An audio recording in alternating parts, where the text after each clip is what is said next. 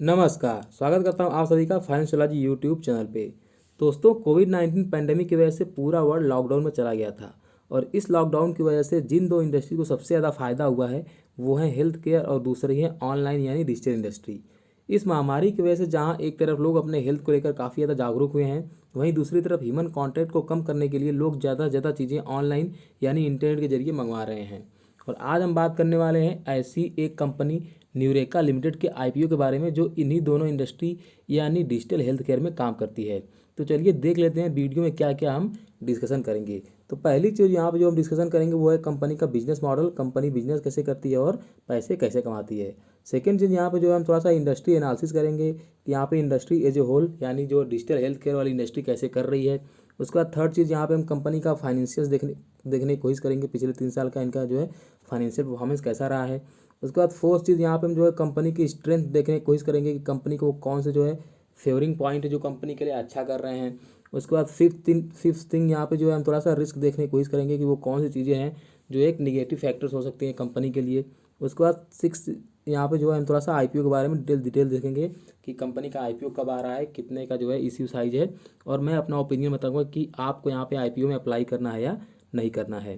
तो दोस्तों, अगर मैं बात करूँ यहाँ पे कंपनी के बिजनेस मॉडल की, तो कंपनी एक डिजिटल हेल्थ केयर में काम करती है, यानी जो हेल्थ केयर से रिलेटेड प्रोडक्ट हैं उनको डिजिटली सेल करती है ऑनलाइन।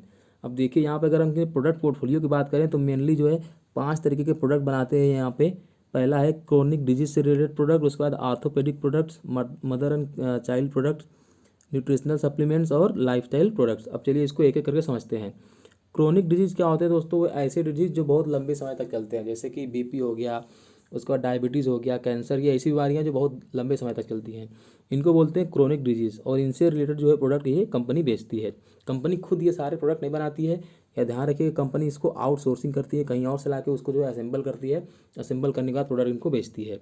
उसके बाद सेकेंड जो प्रोडक्ट ये बनाते हैं ऑर्थोपेडिक, यानी जो हड्डी से रिलेटेड जो डिजीज वगैरह होते हैं उसके लिए कंपनी प्रोडक्ट बनाती है। मदर एंड चाइल्ड केयर में जनरली जो प्रेगनेंसी से रिलेटेड होती है, जब वुमन प्रेग्नेंट वगैरह होती है उससे रिलेटेड प्रोडक्ट बनाती है, या इवन चाइल्ड बर्थ के बाद जो प्रोडक्ट्स यूज होते हैं बच्चों के लिए वो भी जो है कंपनी बनाती है। उसके बाद न्यूट्रिशनल सप्लीमेंट्स, विटामिन्स वगैरह जो लोग लेते हैं अपने हेल्थ के लिए, सप्लीमेंट्स वगैरह लेते हैं, जो कंपनी वही बनाती है। लाइफ स्टाइल प्रोडक्ट्स में जैसे कि लोग ट्रैकर वगैरह लेके चलते हैं, स्मार्ट वॉच वगैरह लगाते हैं ताकि वो अपना ऑक्सीजन लेवल, ब्लड प्रेशर इत्यादि चीज़ें जो है माप सकें, ऐसे प्रोडक्ट भी कंपनी जो है बनाती है। उसके बाद अगर हम कंपनी के ब्रांड की बात करें तो कंपनी मेनली 3 ब्रांड में जो है ऑपरेट करती है। एक है डॉक्टर ट्रस्ट, दूसरा है ट्रू मॉम और तीसरा है डॉक्टर फिजियो। और यहाँ पे जो हमने इनके अभी प्रोडक्ट की बात करी, अगर इसको मैं बताऊँ कौन कौन से प्रोडक्ट कौन कौन से जो है ब्रांड के अंदर बेचे जाते हैं, तो ये जो 3 प्रोडक्ट हैं, क्रोनिक डिजीज़, लाइफ स्टाइल और न्यूट्रिशनल, ये जो है डॉक्टर ट्रस्ट के अंदर बेचे जाते हैं इस ब्रांड के नेम से। उसके बाद ये जो ऑर्थोपेडिक है ये बेचा जाता है डॉक्टर फिजियो वाले ब्रांड के अंदर, और ये जो लास्ट वाला है मदर एंड चाइल्ड, ये बेचा जाता है ट्रू मॉम के प्रोडक्ट के अंदर। तो यहाँ पे भी आप देख पा रहे होंगे इनके 3 ब्रांड हैं और 3 ब्रांड से जो है ये पूरे बिजनेस करते हैं। यहाँ पे मैं थोड़ा सा इंटरेस्टिंग इनका जो प्रोडक्ट पोर्टफोलियो दिखाऊँ तो काफ़ी ज़्यादा इंटरेस्टिंग प्रोडक्ट पोर्टफोलियो है, काफ़ी बड़े जो है इनके प्रोडक्ट है काफ़ी सारे। यहाँ पे भी आप देख पा रहे होंगे इलेक्ट्रिक मसाज, उसके बाद नेब्यूलाइजर्स, ब्लड प्रेशर मॉनिटर्स, उसके बाद होम स्पा स्टीमर्स, उसके बाद यहाँ पे देखिए तो टेम्परेचर स्कैनिंग। अभी आपको बताओ कोविड के टाइम पे सबसे ज़्यादा इसी का यूज हो रहा था। आप कहीं भी चले जाओ, किसी भी ऑर्गेनाइजेशन में गेट पे सबसे पहले आपको यही दिख रहा था। उसके बाद यहाँ पे आप देखिए ट्रस्ट न्यूट्रिशन, जो विटामिन की गोलियाँ वगैरह होती हैं, उसके अलावा ये है ऑक्सीमीटर्स जो ऑक्सीजन वगैरह नापने के लिए काम आती हैं। तो काफ़ी ज़्यादा इंटरेस्टिंग यहाँ पे प्रोडक्ट पोर्टफोलियो दिखाई दे रहा है। उसके अलावा कुछ और प्रोडक्ट की बात करें तो यहाँ पे वेइंग मशीन जो वेट वगैरह नापने के लिए बनाए गए हैं। उसके बाद किचन में जो आप कितना खाना कितना अमाउंट बनाना चाहते हो उसको वेट करने के लिए भी ये मशीन बनाई जाती है। उसके अलावा अगर यहाँ पे देखिए तो ये रैपिड टेस्ट किट कुछ प्रेगनेंसी से रिलेटेड है। उसके बाद यहाँ पे व्हील चेयर वगैरह जो हैंडीकैप लोग वगैरह होते हैं उनके लिए बनाई जाती है। तो प्रोडक्ट पोर्टफोलियो काफ़ी ज़्यादा स्ट्रॉन्ग दिखाई दे रही है। और मैंने बताया जैसा कि ये जो है सारे के सारे प्रोडक्ट ये खुद नहीं बनाते हैं, ये सारे प्रोडक्ट आउटसोर्स करते हैं। इस वजह से यहाँ पे जो है थोड़ा सा कैपिटल लाइट बिजनेस मॉडल भी हो जाता है इनका। उसके बाद यहाँ पे थोड़ी सी अगर इंडस्ट्री के एनालिसिस करने की कोशिश करें दोस्तों, तो होम हेल्थ केयर जो मार्केट है वो कैसे ग्रो कर रहा है, या तो इसमें 86% जो है मार्केट शेयर केवल न्यूट्रिशन सप्लीमेंट का है।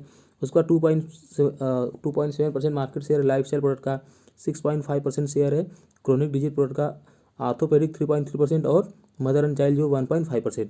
और अगर एज ए इंडस्ट्री टोटल में बात करूँ तो ये लगभग 15% CAGR से लगभग ये पूरी की पूरी इंडस्ट्री ग्रो कर रही है। तो ग्रोथ वाइज यहाँ पे कोई भी दिक्कत नहीं, कंपनी मतलब पूरी की पूरी इंडस्ट्री जो है काफ़ी ठीक तरीके से ग्रो कर रही है।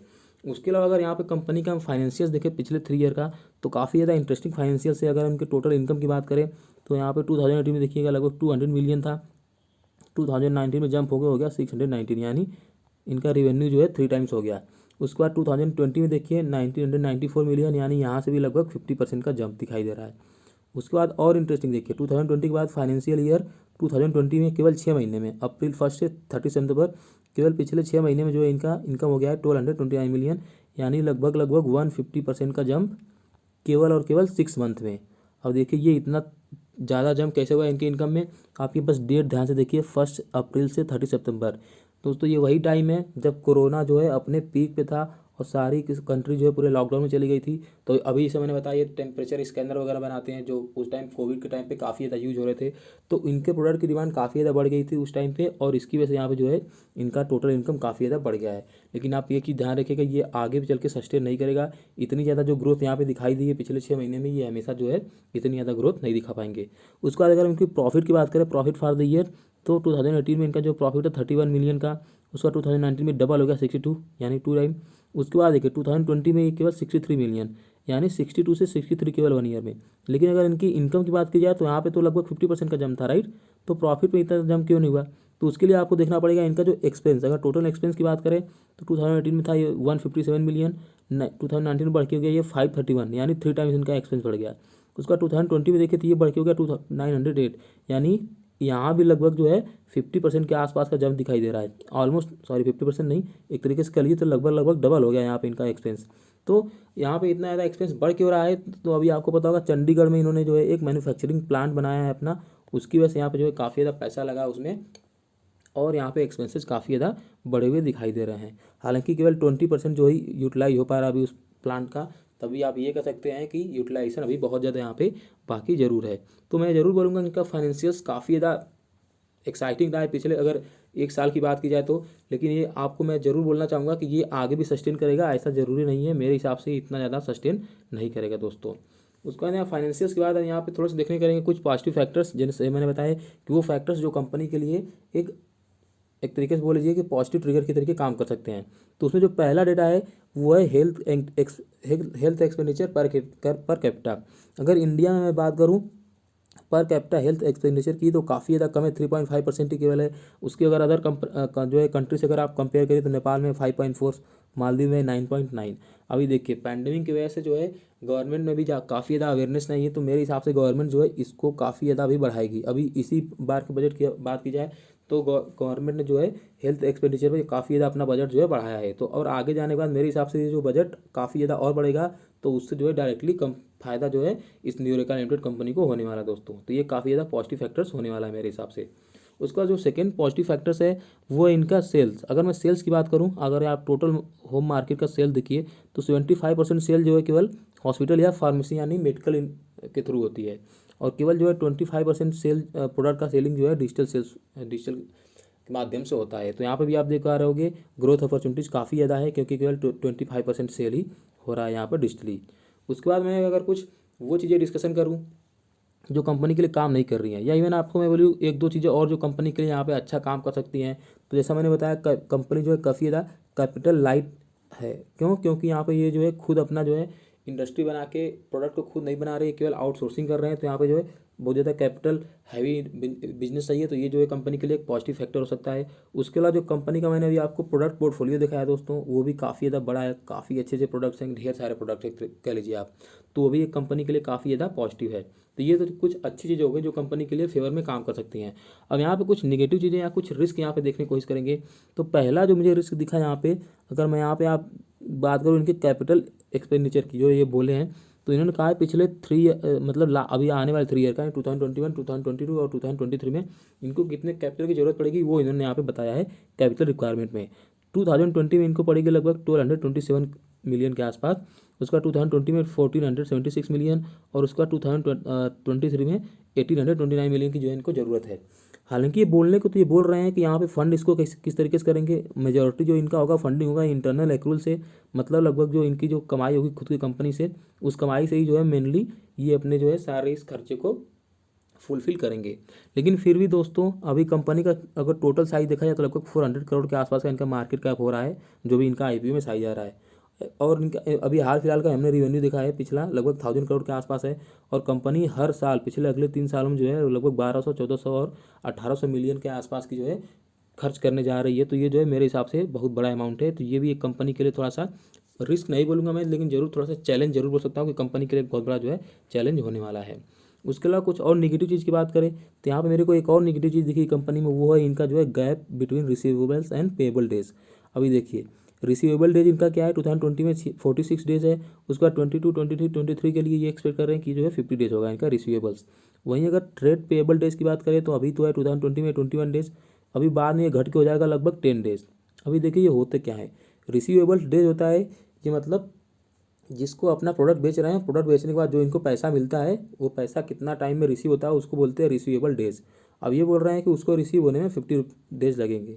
और ट्रेड पेएबल डेज क्या होते हैं, ये जो अपना प्रोडक्ट कहीं से खरीद रहे हैं राइट, कहीं से कंपनी मतलब प्रोडक्ट को खरीद के फिर उसको असेंबल करते हैं, तो जहाँ से प्रोडक्ट को खरीदते हैं उसको ये पैसे देते होंगे राइट। तो पैसे देने के लिए ये केवल इनके पास 10 दिन है, यानी 10 दिन के अंदर ही जो है कंपनी को पैसे दे देंगे जहाँ से प्रोडक्ट खरीद रहे हैं। लेकिन जहाँ पे ये बेच रहे हैं वहाँ से इनको जो है कंपनी पैसा मिल रहा है लगभग 50 डेज में। तो यहाँ पे देखिए 40 डेज का जो है गैप क्रिएट हो जा रहा है राइट।